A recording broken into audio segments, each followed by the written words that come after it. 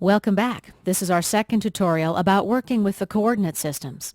In our previous lesson, we learned about the two coordinate systems you can use in AutoCAD. In this lesson, we're going to learn how to switch polar coordinates to Cartesian coordinates. I'm going to begin by creating a line. Let's set our first coordinate in Cartesian coordinates. It's going to be 0, 0, the origin point. 0, tab, 0, enter to register. Let's right-click on the Dynamic Input toggle. Click on Settings under Pointer Input. Let's ensure Polar Format is selected. Click OK and OK again to exit. The second coordinate for our line is going to be 8 units, tab, 30 degrees. Press Enter to accept. Right-click and enter in the drawing area to finish our line. Let's return to our diagram for a minute. Here's the polar and Cartesian grids that I'd used in our last tutorial. As you see, the length of the line is 8 units. The theta, or angle, is 30 degrees. Once again, we're dealing with a right triangle. In order to locate the second point on the Cartesian coordinate system, we need to go back to our basic math lesson for a moment. As you remember from our previous tutorial, the three sides of a right triangle are the hypotenuse, the opposite, and the adjacent. Now let's figure out how we can determine the sine and the cosine of theta. These relationships determine our y and x coordinates respectively. The sine of theta equals the opposite over the hypotenuse, or y over r. The cosine of the angle equals the adjacent over the hypotenuse, or x over r. From here, our x and y coordinates are going to be as follows. X equals r multiplied by the cosine of theta. Our y coordinate in the Cartesian system will be determined by this equation. Y equals r multiplied by the sine of theta. Okay, enough math. Let's get back to AutoCAD. We're going to bring up the calculator.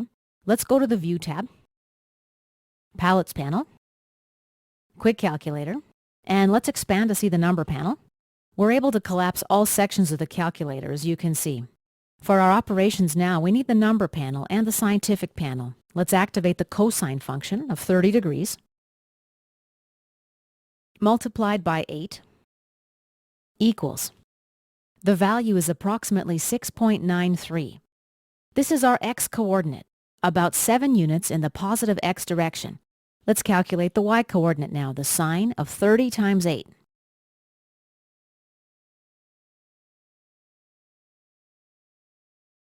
(30) multiplied by 8 equals, and the value is 4. This is our y-coordinate, 4 units in the positive y direction.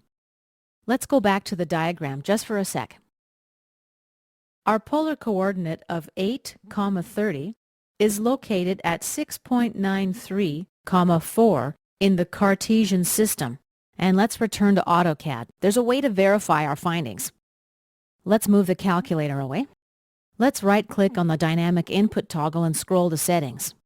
Click Settings under Pointer Input. Let's switch to Cartesian coordinates. OK and OK. Now let's select the line. We'll select this handle, and we see our findings were correct. Let's press Escape to deselect everything. Let's switch back to the polar coordinate system. Right-click on the Dynamic Input toggle, Settings, Settings under Polar Input, Polar Format, OK and OK. Activate the Line tool. Let's create our first point at 0, tab, 0, enter. The next point is going to be 7 units at 150 degrees. Enter to register. And right-click and enter to exit the line tool. First, let's get the value of the x-coordinate. It's going to be the cosine of 150.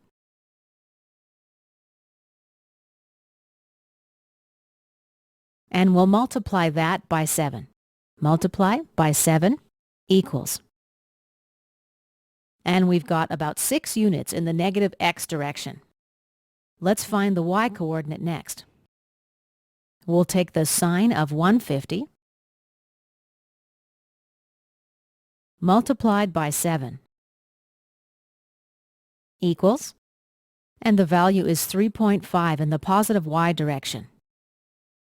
Let's verify our findings. Right-click on the Dynamic Input toggle, scroll to Settings, Settings again. Switch to Cartesian coordinates. OK and OK. Let's select our line, select this handle, and our findings were indeed correct. This concludes our second tutorial about the coordinate systems.